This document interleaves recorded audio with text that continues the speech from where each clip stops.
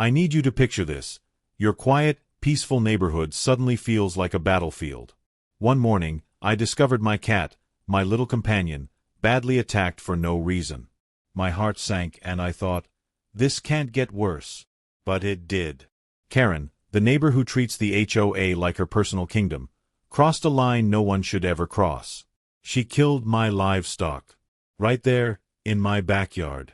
Can you even imagine what it's like to feel completely powerless against someone like that? Stick around, because the story only gets more shocking.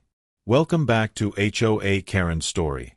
Don't forget to like, comment, and subscribe to follow every twist. Life in our little cul-de-sac was quiet. Too quiet, some might say. My mornings began with the soft purr of my cat weaving between my legs as I sipped coffee on the porch. The chickens clucked gently in their pen behind the house, and the occasional neighbor waved as they jogged past. It was peaceful, simple, and exactly what I'd hoped for when we moved to this suburban oasis. Our yard was a patchwork of flowers and herbs, a space that felt alive and welcoming, and the kids would spend hours outside, racing our dog across the lawn. The HOA rules, at first glance, seemed harmless. A little paint color restriction here, a guideline for lawn maintenance there.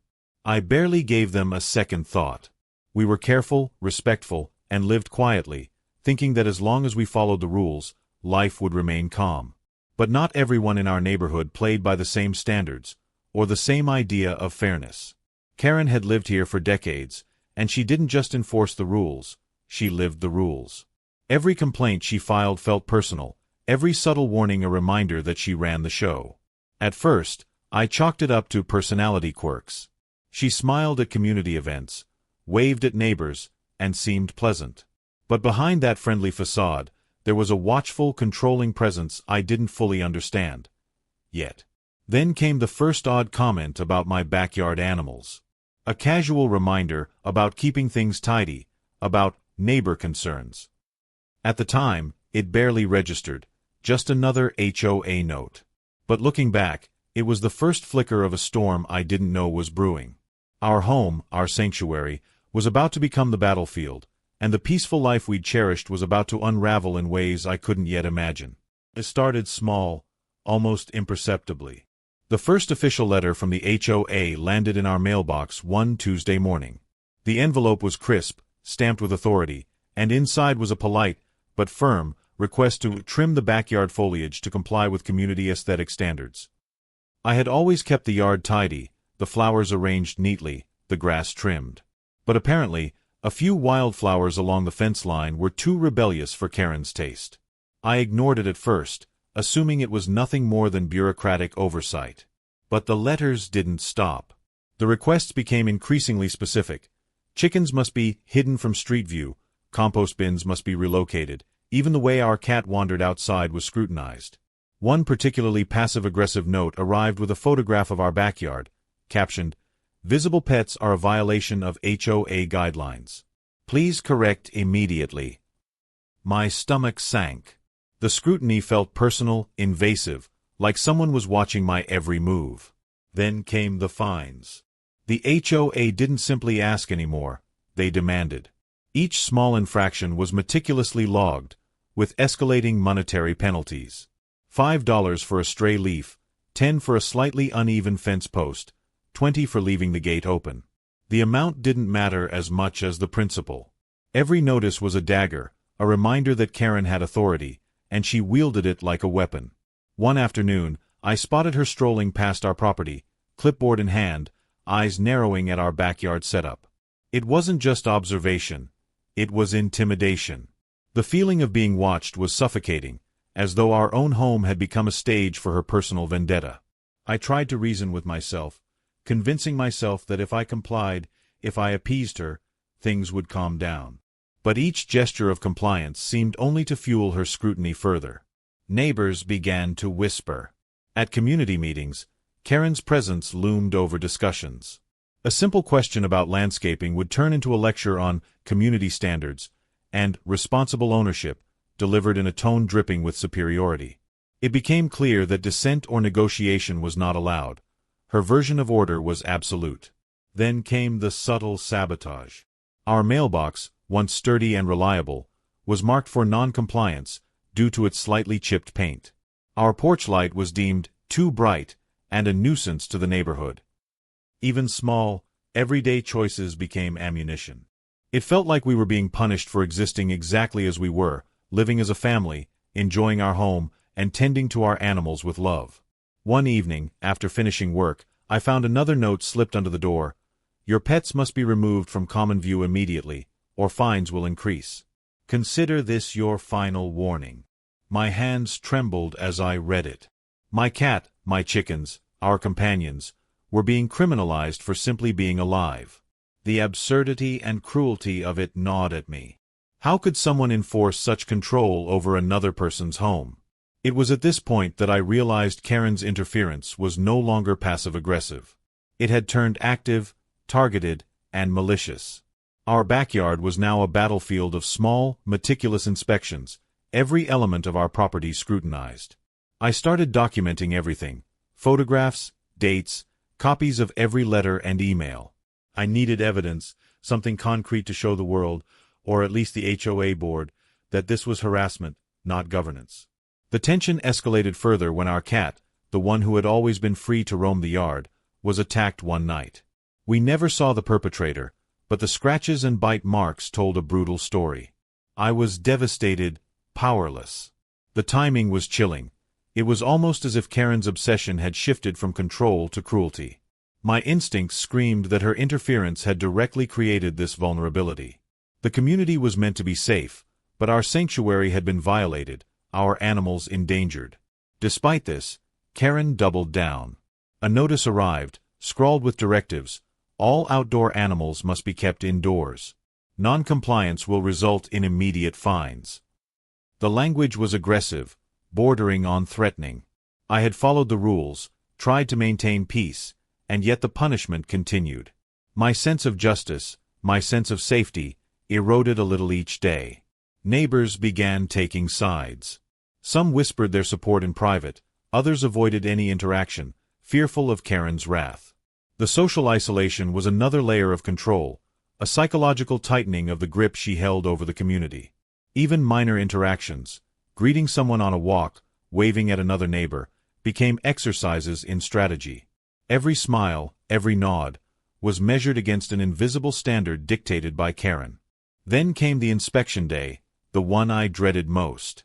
She appeared at our gate with 2 other HOA members, clipboards in hand, a silent army of scrutiny. I watched from the porch, heart pounding, as she walked the perimeter with calculated precision. Every flower, every post, every animal in sight was noted, circled, and commented upon. By the time they left, the tension had escalated to a boiling point. A single misstep, or even perceived misstep, was enough to warrant another fine, another attack on our peace. At night, I lay awake imagining ways to defend our home legally, emotionally, physically. The anxiety was unrelenting. What had started as a seemingly small, manageable community concern had metastasized into relentless harassment. The sense of injustice was overwhelming, compounded by the reality that this was happening under the guise of rules and community standards. It was a nightmare hidden behind polite words, behind clipped emails and official letters. The tipping point arrived on a morning that started like any other. I opened the back door to check on the chickens, only to find several missing. At first, I thought they'd escaped, but the fence showed no signs of tampering. Fear and disbelief collided in my chest. Later that day, I discovered more evidence: scattered feathers, tracks I didn't recognize. The implication was horrifying. Someone had intentionally harmed our animals. My mind raced. Could this be an accident? Or was it deliberate? The letters, the fines, the inspections, they all painted a chilling picture of someone exerting power in increasingly cruel ways. The community meetings grew tense. Karen presided over discussions like a queen on a throne, dismissing any complaints, questioning motives, and subtly threatening further action. She was untouchable, protected by the very structure she had manipulated to her advantage. Every attempt to defend myself, to plead for fairness, was met with bureaucratic indifference or public shaming. The humiliation stung more than the financial penalties or the threats. It was personal. By this point, my frustration had turned to determination. I refused to be cowed by intimidation. I began researching HOA bylaws, local ordinances, and legal precedents. I documented each harassment, each violation, each act of intimidation. Every note, every photograph, every scratched post became a weapon in a battle I hadn't asked for, a war being waged over a backyard, a family, and a few beloved animals. Yet the tension never let up. Karen escalated further, sending more letters, now with explicit threats of legal action. She mentioned potential community votes to remove our privileges, a thinly veiled warning that the HOA could, and would, make our lives miserable if we didn't comply. Each interaction with her felt like walking a tightrope above a pit, where one false move could unleash a torrent of fines, public shaming, or even legal consequences. And then it happened. One morning, I awoke to the unmistakable sound of chaos outside. Our chickens, our livestock, were missing, their pen left in ruin. My heart sank, my hands shook, and an icy realization set in. Someone had deliberately destroyed what we'd worked so hard to protect. The cruelty wasn't theoretical anymore. It was real, tangible, and devastating. Every fear, every warning, every creeping sense of unease had culminated in this act of violence against our sanctuary. At that moment, I knew the story wasn't just about rules or fines anymore. It was about power, obsession, and the lengths someone would go to dominate a community. Karen had crossed every line, and the stage was set for a confrontation that would change everything. The pieces were moving, the tension had reached its peak, and all that remained was the inevitable clash that would determine whether justice or chaos prevailed. And just as I began to process the destruction, I noticed a shadow at the edge of the yard, a figure watching from behind the fence. I froze, heart racing. Who was this? And what would they do next? The calm, quiet life we once knew had ended, replaced by a tense, unpredictable nightmare. Every day was a struggle, every action scrutinized, every moment heavy with anticipation. The question wasn't whether Karen would strike again, it was how far she would go, and what I would do in response. The fight for our home, our family, and our peace had only just begun. The morning the confrontation finally arrived felt like the calm before a hurricane. Weeks of documentation, sleepless nights, and simmering anxiety had led to this moment. I had filed a formal complaint with the HOA board, complete with photographs, letters, and a meticulous timeline of every violation, every harassment, every subtle, and not so subtle, act of intimidation. My goal was simple: expose Karen for what she really was, reveal the obsessive, cruel control she had wielded over our lives, and finally reclaim our home. I remember stepping out onto the front porch, my stomach twisting with a mix of dread and determination. Across the street, neighbors were gathering, murmuring nervously. Some whispered support, others watched cautiously, unsure of what might unfold. Karen was there too, clipboard in hand, the familiar cold smile that had haunted so many of our days stretching across her face. She looked calm, composed, untouchable, but I knew better. Beneath that facade was a woman who thrived on control, who had grown bold because no one had challenged her before. The board meeting was called under the guise of a routine community review, but the air crackled with tension. I arrived early, documents in hand, every detail meticulously organized. As I set them on the table, I felt a strange combination of fear and resolve. This was no longer about trimming fences or hiding pets. It was about exposing injustice, about standing up against tyranny disguised as governance. Karen arrived last, as always, making a show of scanning the room, acknowledging no one. Her eyes eventually met mine, sharp and calculating, and I felt the familiar prickling of defiance ignite within me. This was it, the moment where all the small, escalating frustrations, the fines, the threats, and the vandalism would collide into one decisive confrontation.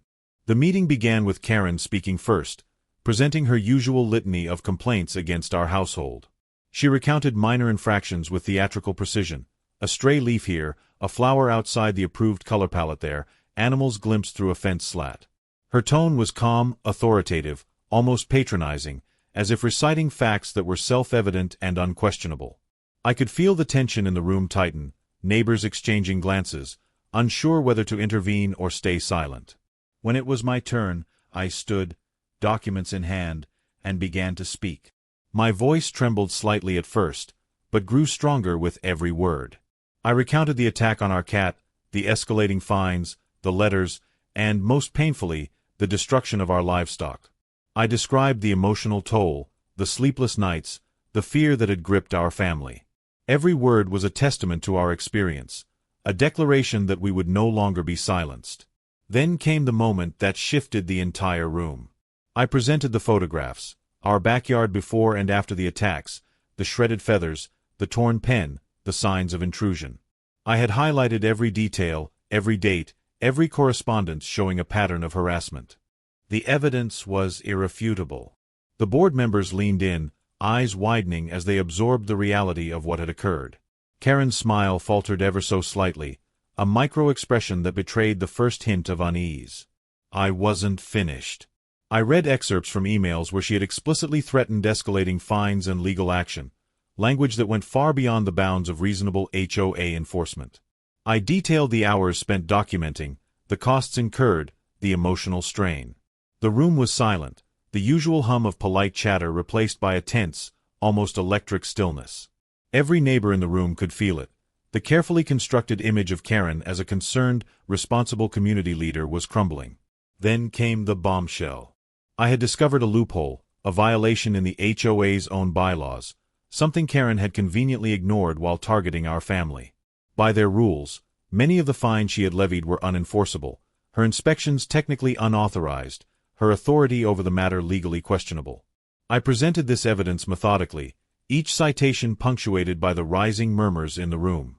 Karen's composure faltered further. Her eyes darted nervously, a subtle tremor in her hand as she tried to maintain the illusion of control. The turning point came when I finally looked around the room and directly addressed the board and the gathered neighbors. This isn't about flowers or fences. This is about abuse of power. It's about a neighbor who has weaponized rules to intimidate, harass, and destroy lives, and it has to stop. My words reverberated, heavy and deliberate. The board could no longer ignore the reality of the situation. There was no hiding behind polite language or bureaucratic procedures anymore. Karen attempted to interject, her voice sharp, defensive, but the room's attention had shifted. Board members asked pointed questions, challenging her narrative, scrutinizing the documentation I had so carefully compiled. The evidence spoke louder than her words, and for the first time, she struggled to respond. Her usual arsenal of charm, manipulation, and intimidation failed to sway the room. I could see the frustration building in her, the subtle panic creeping in. Her eyes scanned the crowd, looking for an ally, a sympathetic nod, a sign that she still commanded influence. But the neighbors were watching critically now, whispers turning into murmurs of disbelief. Every glance she threw was met with a mix of astonishment and skepticism. The power she had relied on for years was evaporating before her eyes. Then came the crescendo.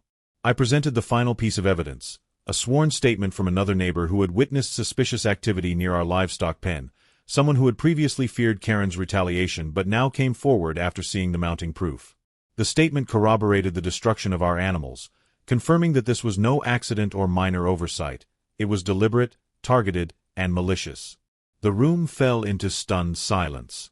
Karen's jaw tightened, her lips pressed together, the mask of calm cracking. For the first time, the full weight of her actions was laid bare, visible to everyone present. She was no longer just the vigilant, overbearing HOA enforcer. She was exposed as a tyrant whose obsession had crossed every moral, social, and legal boundary. I paused, letting the silence stretch. Every second amplified the impact, giving the neighbors time to absorb what they had just witnessed. The tension was palpable, like the hush before a storm breaks. Then, slowly, I lowered the documents, meeting Karen's eyes directly. "It ends here," I said firmly. "No more threats, no more harassment, no more destruction. We will protect our home, our family, and our animals. And if you continue, we will pursue every legal avenue necessary to ensure justice is served." The room erupted, not in chaos, but in controlled, deliberate support. Board members nodded, neighbors whispered affirmations, and Karen recoiled, her authority finally diminished. The very structure she had manipulated to maintain power now constrained her. She was forced to sit silently, her voice gone, her dominance neutralized by evidence, truth, and the courage to speak out. Even as she tried to regain composure, it was clear the tide had turned. Karen's empire of fear was crumbling. The board issued directives immediately. Fines were reversed, inspections reviewed for compliance, and new rules were drafted to prevent such abuse in the future. Her ability to weaponize authority was curtailed, and the community could finally breathe. As I left the meeting, the tension slowly released from my shoulders, replaced by a mixture of relief and lingering adrenaline. It was over, or at least, this chapter was. I had faced the peak of harassment, the height of intimidation, and emerged not just unbroken, but vindicated. Our home, our family, and our sense of safety were restored, at least for now. But even as I walked past neighbors offering cautious smiles, I couldn't shake the awareness that the battle had left scars. Trust was fragile, vigilance necessary, and the memory of those long weeks of fear and harassment lingered like a shadow. Karen had been exposed, yes, but her capacity for obsession and control reminded me that vigilance would always be required in communities ruled by rigid authority. The climax wasn't just a personal victory, it was a public reckoning. It was the moment when the narrative shifted, when the abuser's carefully curated image shattered under the weight of truth and justice. It was the moment that proved that courage, documentation, and persistence could prevail, even against those who seem untouchable. And yet, as I closed the door behind me that evening, I couldn't help but glance over my shoulder at the empty pen where our livestock had once roamed freely, remembering the fear, the loss, and the destruction. The confrontation had been won, but the emotional toll lingered. How would we rebuild? How would the community heal? And more importantly, how far would someone like Karen go if ever given another opportunity? The storm had passed, but the aftermath remained. And while I had triumphed in this battle, the story, and the lessons it held, were far from over. The days following the confrontation felt surreal, like stepping out of a storm into a brittle, fragile calm. Karen no longer held her unchallenged sway over the neighborhood, and the board's directives had officially reversed the fines, reviewed inspections, and implemented safeguards to prevent future abuse. But while the immediate threat had been neutralized, the emotional aftershocks lingered. Peace, once taken for granted, now required conscious effort to maintain. For the first time in months, I could step into the backyard without feeling watched, without flinching at every flutter of wings or rustle in the grass. The chickens, though diminished in number after the attacks, were slowly rebuilding their confidence, clucking softly in their pen as if sensing that the danger had passed. The cat, once timid and cautious, began to venture further from the porch, exploring the garden in cautious bursts of curiosity. It was a small, quiet victory, but a victory nonetheless. Neighbors began to emerge from their silence. Some came forward to apologize for not speaking sooner, admitting that fear of Karen's retaliation had kept them from intervening. Others quietly expressed support, acknowledging that the atmosphere of control had stifled community bonds for years. I realized that the damage extended far beyond our household. Karen's reign of intimidation had infected the social fabric of the neighborhood, creating an invisible hierarchy of fear. And yet, by standing up, we had begun to unravel that hierarchy, thread by thread. The board, now acutely aware of the consequences of unchecked power, enacted stricter transparency measures. Meetings would be documented, every decision recorded and published for residents to review. Guidelines were clarified, and oversight committees established to ensure that no single individual could wield disproportionate influence again. It was bureaucratic, yes, but necessary. The mechanisms that once enabled abuse now served as safeguards against it. Even as the HOA implemented these changes, I made a personal decision, to reclaim not just our home, but our sense of agency. I restructured the backyard, rebuilding the livestock pens, planting fresh flowers, and creating spaces that felt safe for my family and our animals. Each small act of restoration was a declaration that we were no longer victims. The process was cathartic, a way to transform trauma into empowerment. I also took steps to protect ourselves legally. I consulted with an attorney experienced in HOA disputes, ensuring that we had documentation of every incident, every letter, every photograph, and witness statement. It wasn't just about retaliation or revenge. It was about establishing boundaries and safeguarding our rights in case Karen, or anyone like her, ever attempted to exploit the system again. Preparation became empowerment, and empowerment replaced fear. But the real triumph wasn't legal or administrative, it was emotional. I noticed subtle shifts in my children's behavior, in the way they played in the yard, no longer anxious or hesitant. The dog ran freely, the cat explored boldly, and even our small community of neighbors began interacting with renewed trust. We had reclaimed not just our home, but a sense of normalcy, the kind that had seemed impossible amid months of harassment. Karen, predictably, reacted with indignation. Her attempts to assert control after the board meeting were feeble and transparent, largely ignored by neighbors and officials alike. The public exposure had weakened her influence, and her carefully maintained image crumbled further as people realized the extent of her misconduct. No longer could she hide behind the guise of concern for the community. Her credibility had been shattered. There was an unexpected consequence, though.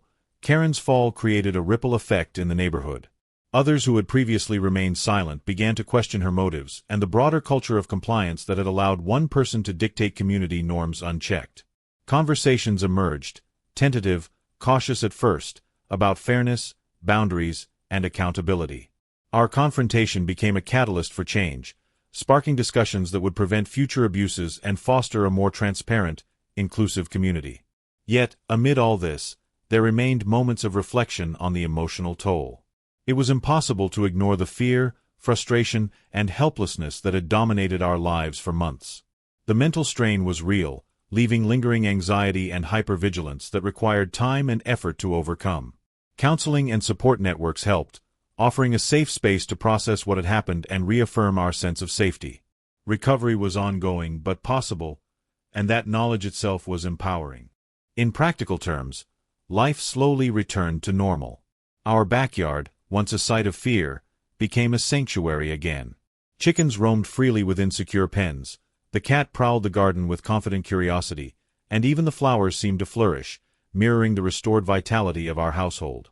Each small success was a reminder that resilience could overcome intimidation, that vigilance could protect peace, and that courage could reclaim what had been threatened. The broader lesson extended beyond our household. This experience illuminated the fine line between governance and tyranny, between rules designed to maintain order and rules exploited to control. It underscored the importance of documentation, legal awareness, and community support in confronting abuse of power. By standing firm, we had not only defended our property and our family, but also contributed to the reshaping of the neighborhood's culture. Interestingly, some neighbors who had initially feared Karen's wrath now approached us with gratitude. They admitted that witnessing our persistence gave them courage to advocate for fairness, to question decisions that previously went unchallenged. The impact of our stand was multiplying, creating a more balanced, just environment for everyone. It became clear that the resolution wasn't just personal, it was communal. Justice had a ripple effect. The story of our conflict with Karen also became a cautionary tale for others. I shared our experience with friends, online forums, and community meetings, emphasizing the importance of vigilance, documentation, and courage. People resonated with the absurdity, the pettiness, and the extreme measures one individual could take under the guise of authority. Our story became a beacon for those facing similar struggles, offering a roadmap for confronting intimidation without surrendering dignity or peace. Reflecting on the entire ordeal, I recognized the profound psychological transformation it sparked. Fear had been the initial reaction, frustration the constant companion, but courage and strategic action became the ultimate tools for reclaiming power. Standing up against Karen required more than emotion. It demanded meticulous planning, evidence gathering, and the ability to navigate legal and social channels effectively. That balance of emotional resolve and calculated action was what made the victory possible. The HOA itself, once an instrument of control, had been restructured to prevent future abuses. New policies emphasized fairness, transparency, and accountability. Any future disputes would now be subject to impartial review, ensuring that no single individual could dominate community decisions through intimidation or selective enforcement. The neighborhood was forever changed, moving from a culture of fear to one of mutual respect and shared responsibility. In the quiet moments, I often thought about the emotional journey we had endured. It wasn't just the confrontation with Karen that shaped us, it was the accumulation of tension, the creeping sense of surveillance, the constant pressure of fines and threats. Overcoming that required resilience, courage, and the unwavering commitment to protect our family and our home. Each act of intimidation had, paradoxically, strengthened our resolve. One lingering impact was the way it reshaped relationships within the community. Some neighbors who had once avoided involvement now became allies, offering support and insight. Shared experiences of frustration and fear created bonds that had not existed before. Even small gestures, like a neighbor offering to help repair a fence or share information about community bylaws, became meaningful symbols of solidarity. Our struggle became a point of connection rather than division. At the same time, I became acutely aware of the importance of mental health and emotional support during prolonged conflict. Counseling, family discussions, and community support groups were critical in navigating the stress, anxiety, and residual anger that lingered even after the immediate threat was removed. Healing was gradual but necessary, and it reinforced the idea that resilience wasn't just about legal victories, it was about reclaiming emotional and psychological well-being. The most profound takeaway, however, was the reaffirmation of boundaries. Karen had overstepped, weaponized authority, and sought to control not just property, but lives, emotions, and relationships. By standing firm, by documenting, by confronting systematically and decisively, we demonstrated that boundaries could be enforced, rights could be protected, and dignity could be restored. The victory was both practical and symbolic.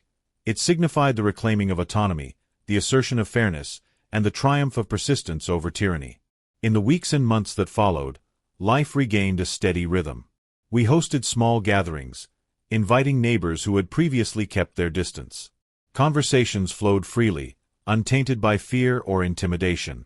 The yard, now fully restored, became a space of joy and play once again. The livestock, the cat, even the dog, all seemed to understand, in their own ways, that safety and stability had returned.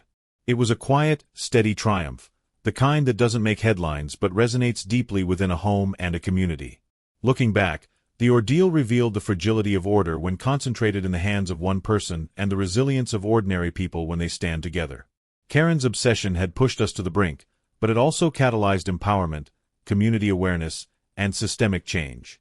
What had begun as an isolated harassment became a lesson in justice, vigilance, and the importance of speaking up. Even now, months later, I occasionally glance at the fence, the yard, or the pen where our livestock roam, and I remember the tension, fear, and frustration. But those memories are no longer paralyzing. They are reminders of strength, courage, and the ability to reclaim control when life feels threatened. We emerged stronger, wiser, and more connected, both as a family and as a community. And as the sun sets over our restored backyard, I can't help but ask, how often do we allow fear to dictate our lives when we have the power to act, to document, and to stand firm? How many injustices go unchallenged simply because we underestimate the strength in persistence, the authority in truth, and the impact of community? The story isn't just ours. It's a reminder that vigilance, courage, and action can reshape not only a home, but an entire neighborhood. Karen's reign of terror had ended, but the lessons endured. Boundaries had been reinforced, community trust restored, and our family's peace reclaimed. And while the emotional scars remain as quiet reminders of what was endured, they also serve as testaments to the resilience, courage, and determination required to confront injustice, and ultimately, to triumph. In the end, the fight wasn't about flowers, fences, or even animals. It was about the right to live without fear, to assert boundaries, and to demand fairness in a world where power can be misused.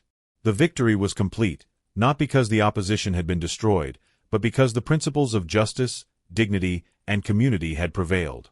And now, as we step forward, we carry not only the lessons of this battle, but also the conviction that standing up, documenting, acting, persisting, is never wasted. For those watching, remember, your home, your family, your peace, and your rights are worth defending. The story may end here, but the principles endure, echoing in every backyard, every neighborhood, every life where courage meets injustice.